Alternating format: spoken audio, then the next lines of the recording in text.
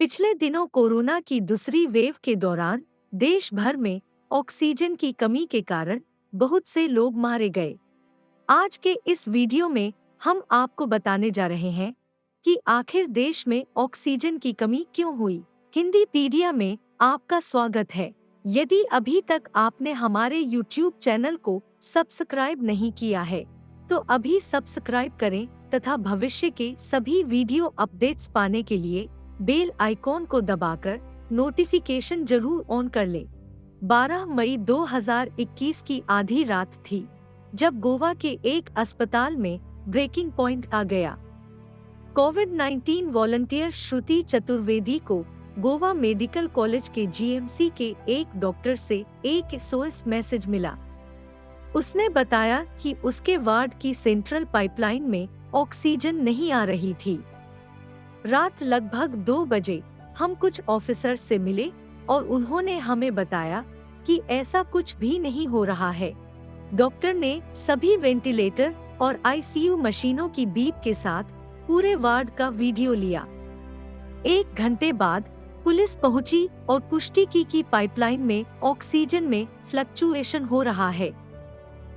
उस रात ऑक्सीजन की कमी के कारण कम से कम 20 लोगों की मौत हो गई थी।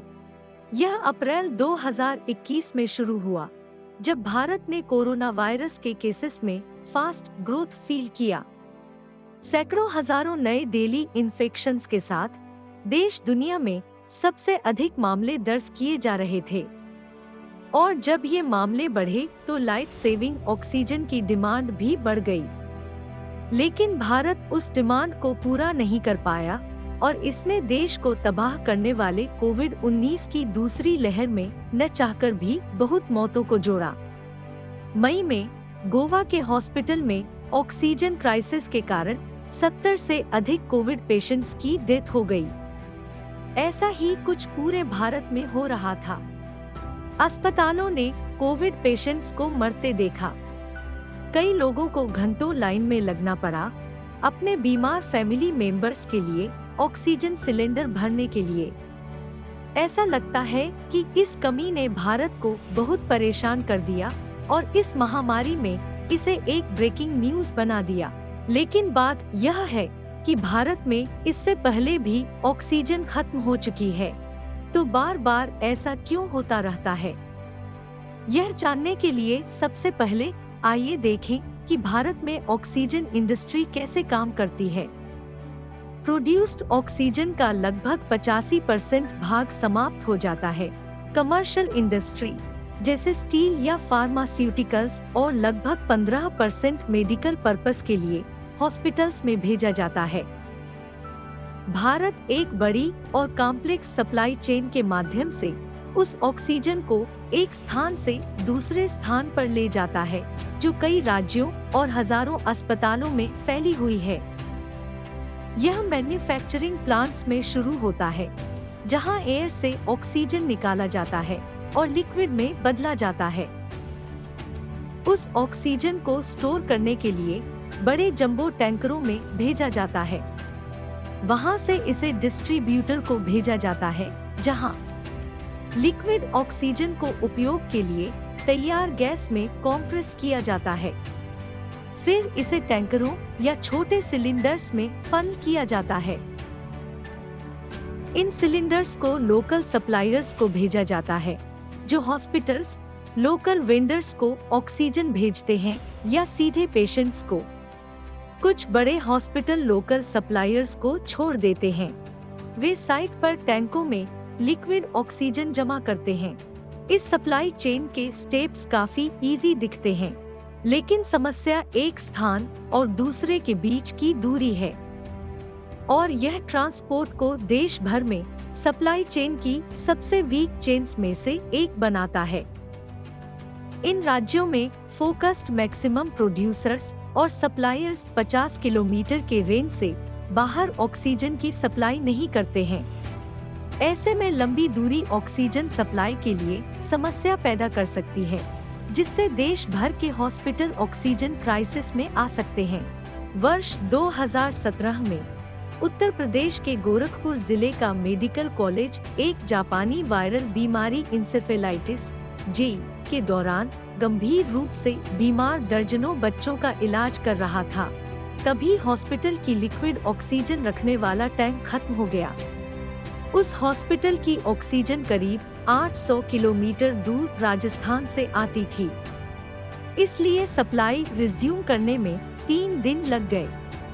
लेकिन तब तक कम से कम 60 बच्चों की मौत हो चुकी थी।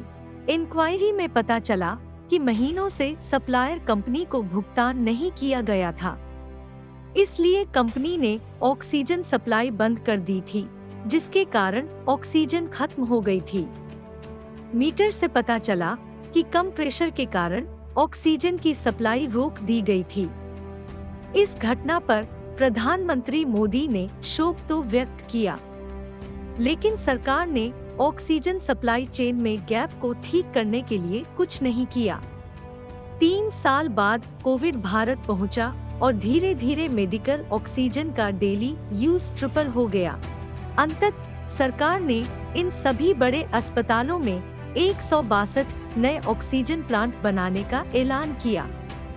ये प्लांट बीमार रोगियों के लिए ऑन साइट ऑक्सीजन का प्रोडक्शन करेंगे और डिसकंटिन्यू सप्लाई चेन को और अधिक स्ट्रेसफुल होने से बचाएंगे।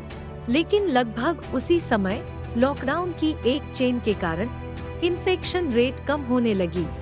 अप्रैल में जब मामले तेजी से फिर से बढ़ने लगे, तो राज्य के इलेक्शन से पहले प्रचार जोरों पर था। पॉलिटिकल रैलियों में हजारों लोग एक साथ आ रहे थे। इस बीच यह घातक लहर पूरे देश में फैल रही थी, जिसमें हर दिन हजारों लोग मारे जा रहे थे। हमने श्मशान घाट पर सबसे डिस्ट्रक्टिव और सबसे भीषण डेड बॉडीज की लाइन को देखा। अलर्टनेस की कमी ने हजारों लोगों को कलेक्टिव प्रोग्राम्स में भाग लेने के लिए इंस्पायर किया, जिससे कोविड की दूसरी वेव भड़क उठी और दुनिया में सबसे अधिक केस भारत में पाए जाने लगे। जैसे ही कोविड के मामले बढ़े, ऑक्सीजन की डिमांड फिर से बढ़ गई। देश भर के मेन हॉस्पिटल्स ने हजारों कोविड पेशेंट्स को ट्रीटमेंट के लिए अपने यहाँ एडमिट करना शुरू कर दिया। ऐसे हॉस्पिटल भी थे जो यह कहने के लिए ट्वीट करते थे कि हमारे पास ऑक्सीजन की कमी है, हमारे पास अगले 2 घंटे तक अपने मरीजों का भरण पोषण करने के लिए सफिशिएंट ऑक्सीजन नहीं है।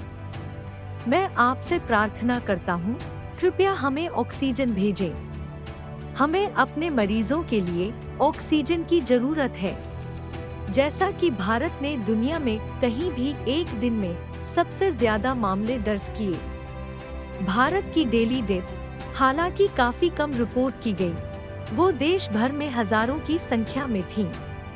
ऑक्सीजन की कमी से सैकड़ों और मौतें हो गई। जैसे दिल्ली में, जहां एक वीकेंड में कम से कम 50 लोगों की मौत ऑक्सीजन की कमी से हुई, या फिर महाराष्ट्र में, या फिर गोवा के मेडिकल कॉलेज में, जहां केंद्र सरकार ने ऑक्सीजन प्लांट बनाने का वादा किया था जो नहीं बना।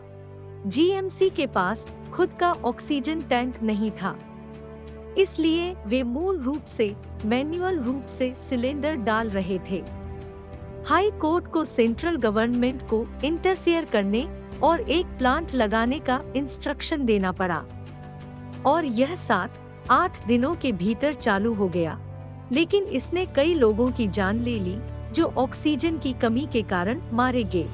मेडिकल ऑक्सीजन की बढ़ती डिमांड को पूरा करने के लिए लगभग सभी इंडस्ट्रीज ने अपनी सप्लाई को अस्पतालों में भेज दिया।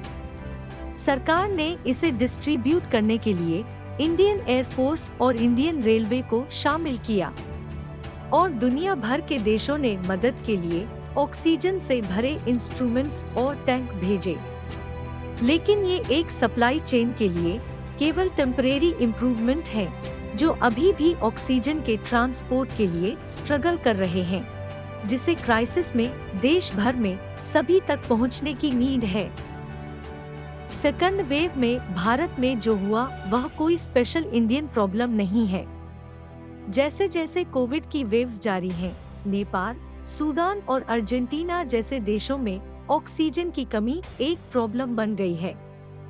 वास्तव में दर्जनों अन्य देशों को अधिक ऑक्सीजन की नीड है, विशेष रूप से दक्षिण में, जहां लो वैक्सीनेशन की दर लाखों लोगों को इन्फेक्शन की चपेट में ले रही है।